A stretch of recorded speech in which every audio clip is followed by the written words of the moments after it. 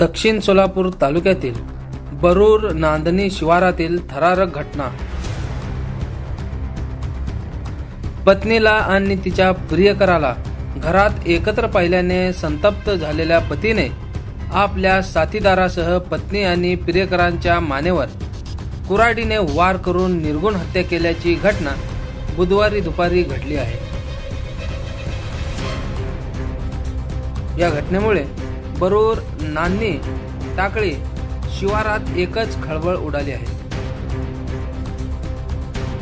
श्रीकांत अनिल नरोटे वय 22 राहणार नरोटे वस्ती नांदणी आणि अनिता चन्नबसप्पा सलगरे वय 29 राहणार सलगरे वस्ती बरूर असे खून झालेल्या दोन्ही प्रेयसी आणि प्रियकराची नावे आहेत।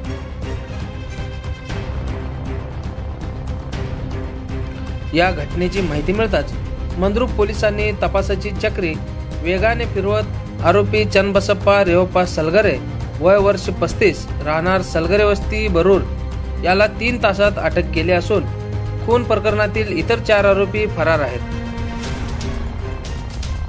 इतर 4 आरोपीच्या शोधासाठी मंद्रुप पोलिसांची पथके रवाना झाली आहेत।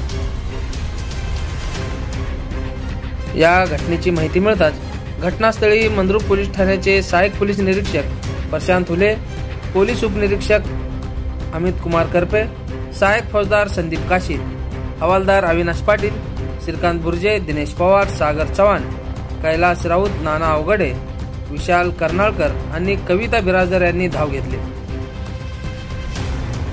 तसेच विभागीय पोलीस अधिकारी संकेत देवळेकर यांनी घटनास्थळाला भेट देऊन पाहणी केली।